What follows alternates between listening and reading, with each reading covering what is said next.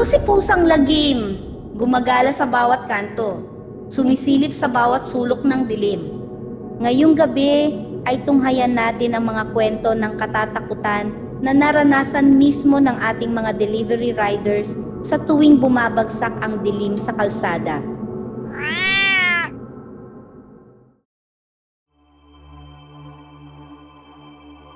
Matagal na akong delivery rider. Sanay na ako sa galawan at minsan parang automatic na lang ako sa buong araw at hindi na kailangang pag-isipan pa ang mga gagawin. Parang makina ang katawan ko. Kabisado ang paghawak sa manibela, ang pagpreno sa tamang distansya, ang pagtingin sa side mirror bago kumabig. Pero kahit ganon, maingat pa rin ako at hindi nagkakaroon ng disgrasya. Madali na rin akong makiramdam sa mga nagpapadeliver sa akin. Ramdam ko kung sino ang nagmamadali, kung sino ang may reklamo, kung sino ang may balak manglamang. Kahit nagkaka-issue pa rin kung minsan, bihira akong masilo. Natuto ako sa kalsada, sa init ng araw, at sa lamig ng ulan. Sa mga biglang liko at sa mga taong hindi marunong lumingon. Pero nung baguhan pa lang ako, may nangyari na naging matinding leksyon para sa akin. Gabi na noon at halos patapos na ang shift ko. Pagod na ang likod ko at nanlalagkit ang pawis sa loob ng helmet. May pumasok na booking sa app, medyo malayo pero mataas ang bayad. Kinuha ko pa rin dahil sabi ko sa sarili ko, simula pa lang ako at kailangan kong magpakitang gilas at bilisan ang delivery. Nang makarating ako sa pick-up point, babae ang nagbigay ng parcel kaya kampante ako. Mahinhin siya at parang nahihiyang makipag-usap, halos hindi tumitingin sa akin. Nakabalot ng maayos ang kahon at may resibo pa sa ibabaw. Damit daw ang laman ng ipapadeliver niya, pasalubong para sa kamag-anak. Hindi ako naghinala ng kung anuman. Sanay na akong makakita ng kung ano-anong ipinapadala pagkain, gamit, dokumento. Inilagay ko sa box ng motor ang parcel at nagpaalam. Medyo may kalayuan ang lugar ng drop-off. Nasa kabilang distrito pa at looban daw. Ayos lang sa akin dahil kadalasan mas malalaki ang tip kapag malayo. Pinindot ko ang navigation at umandar. Habang tumatakbo ang motor ko sa maluwag na highway, iniisip ko ang pamilya ko. Sinasabi ko sa sarili ko dati noon na pagbutihin ang trabaho, mahalin ang trabaho at gawin ito ng lampas sa bayad para matuwa ang mga customer at ang boss ko. Di ba nga sabi nila, mahalin daw ang trabaho para mahalin ka rin ito. Habang papalapit ako sa lugar, napapansin kong kumukonte ang ilaw sa kalsada. Naging mas makipot ang daan at mas tahimik ang paligid. May mga nakaparadang sasakyan sa gilid, may mga bahay na tila sarado na ang mga bintana. Tinawagan ko ang tatanggap ng padala para ipaalam na malapit na ako. Matagal bago niya sagutin. Ilang beses akong tumingin sa oras at sa paligid. Nang sumagot siya, tila nagmamadali at busy. Sinabi niyang papasok lang daw ako sa loob ng eskinita at doon niya ako sasalubungin. Medyo jahe iyon para sa akin dahil hindi ako pamilyar sa lugar at ayokong pumasok sa mga looban kapag gabi. Pero pinagbigyan ko na. Mabait kasi ako at mapagpasensya. At iniisip ko na baka matanda ang kukuha o may sakit kaya hindi makalabas. Pinasok ko ang looban ng eskinita. Akala ko malapit lang pero may kalayuan din pala. Maraming pasikot-sikot at padilim ng padilim ang lugar. May mga poste pero karamihan ay patay ang ilaw. Ang mga bahay ay magkakadikit. May mga tambay, may mga nagiinuman pero okay lang iyon kasi sanay ako. Marami rin namang tambay at tumador sa amin. Sinabi ng lalaki na huminto raw ako malapit sa isang poste, nasira ang ilaw at ginawa ko naman. Huminto ako roon at pinatay ang makina para marinig ko kung may bababa. Sinabi ng lalaki na pababa na raw siya sa bahay niya sa may dulo. Tumingin ako sa dulo ng eskinita at may mga bahay naman doon na may ilaw. Hindi ko lang alam kung saan doon. Habang hinihintay ko, may kakaiba akong naramdaman. Parang may mga matang nakatitig sa akin mula sa mga sulok na hindi ko makita. Tumingin ako sa side mirror ko At doon ko sila nakita mga anino ng mga lalaki na papalapit sa akin mula sa likod. Hindi ko maaninag ang mukha nila, puro hugis lang, pero alam kong hindi sila ang kausap ko. Mabagal ang lakad nila, parang sinasaklaw ako. Kinabahan na ako. Ako lang kasi ang tao sa bandang iyon, at parang hindi naman sila ang kausap ko. May isa pang anino sa gilid ko, sa pagitan ng dalawang bahay. Narinig ko ang mahinang kaluskos, parang paa sa basang semento. Biglang bumilis ang tibok ng puso ko. Wala namang tindahan sa pwesto ko, wala ring ilaw. Bakit sila lalapit sa akin? Naalala ko ang sinabi ng tatay ko noong tinuruan niya akong magmotor, na kapag kinutuban ka, sundin mo iyon at mamaya ka na magtanong. Hindi ko na hinintay na may mangyari. Bago pa sila tuluyang makalapit sa akin, binarurot ko ang motor at pinaandar ko pabalik. Hindi ko na inintindi kung ano ang sasabihin ng customer o kung mababawasan ang rating ko. Sa pag-arangkada ko, nakita ko sa salamin na biglang bumilis ang galaw ng mga anino. Tumakbo sila, hindi na nagkunwari. May narinig akong yabag na humahabol. May sumigaw, pero hindi ko na inintindi kung ano ang sinabi. May isa pa nga na ng bato. Sumiksik ako sa makipot na daan, umiwas sa mga nakaparadang bisikleta at mga nakaharang na sirang kotse. Hindi ko alam ang daan at masikip ito, pero hindi ako huminto. Nagdasal na lang ako habang tuloy-tuloy ang maneho.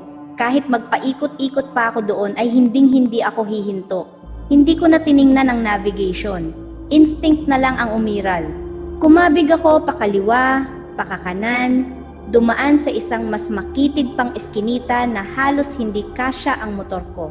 May mga asong tumahol habang dumadaan ako.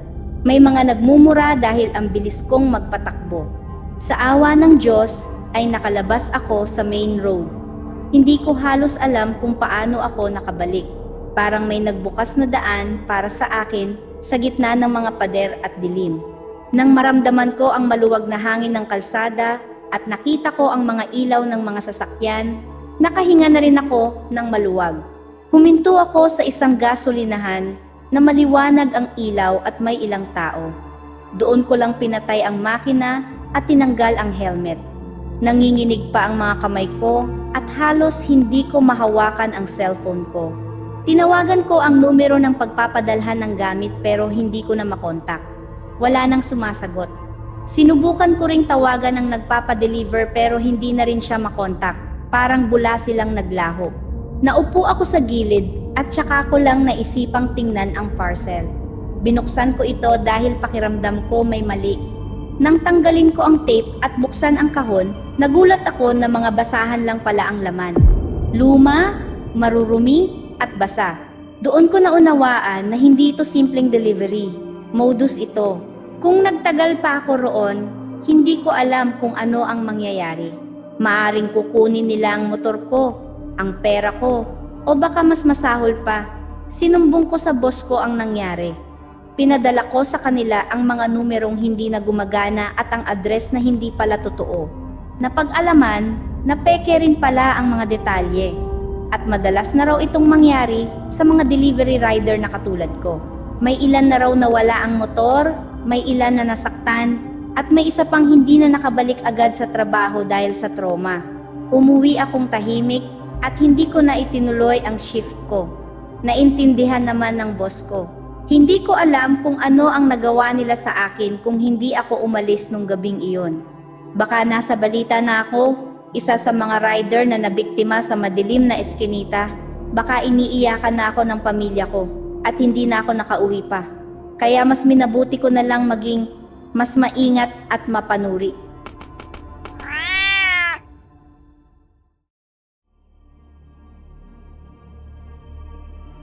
Isa akong delivery rider.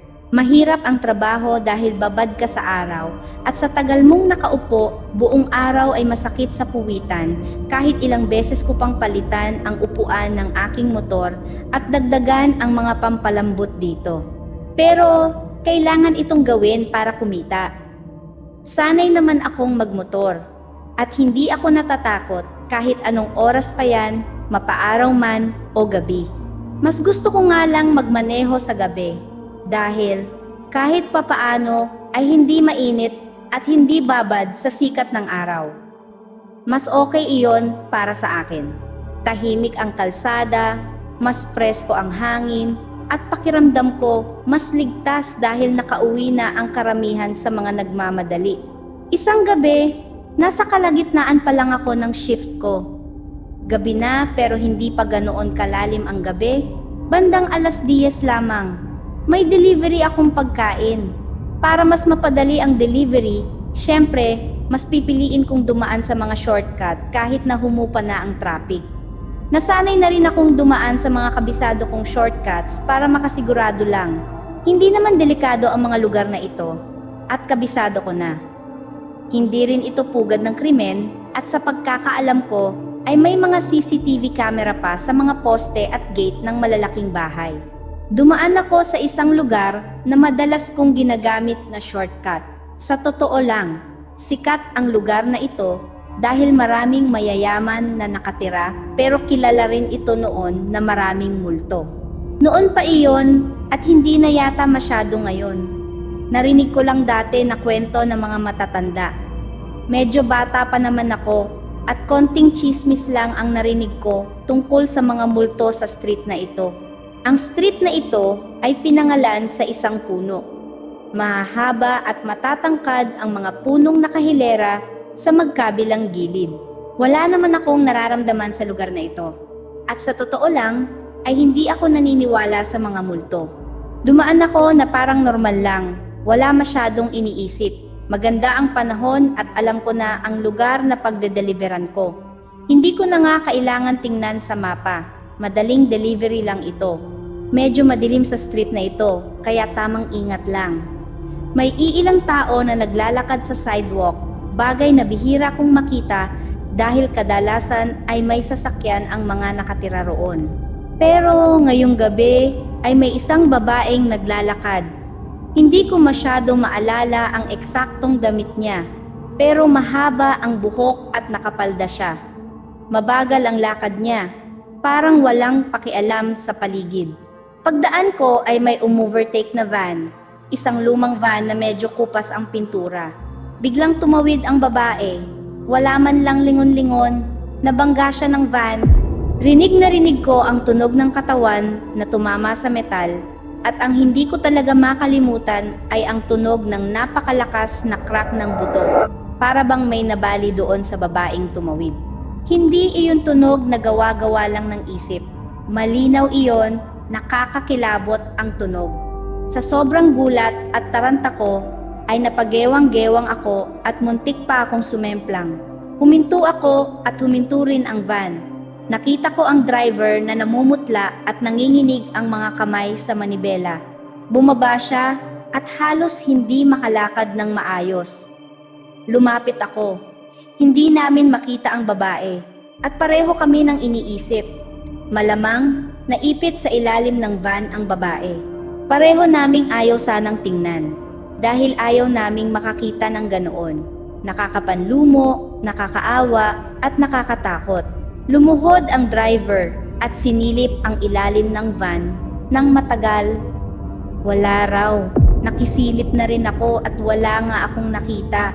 Walang buhok, walang kamay, walang dugo.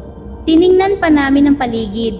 Baka tumilapon ang babae sa gilid ng kalsada o sa ilalim ng mga puno.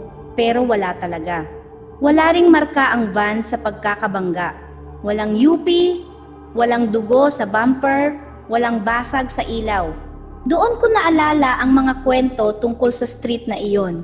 Sabi ng matatanda, may mga nagpaparamdam daw tuwing gabi, lalo na sa ilalim ng malalaking puno, mga anino na biglang tatawid. Mga babaeng nakaputi na hindi mo makikita ang mukha. Tinabi ng driver ang van at naghanap pa rin kami, umaasang may makikita kaming lohikal na paliwanag. Pero kahit anong gawin namin ay walang katawan ng nabangga. Kalaunan ay umalis na rin kami.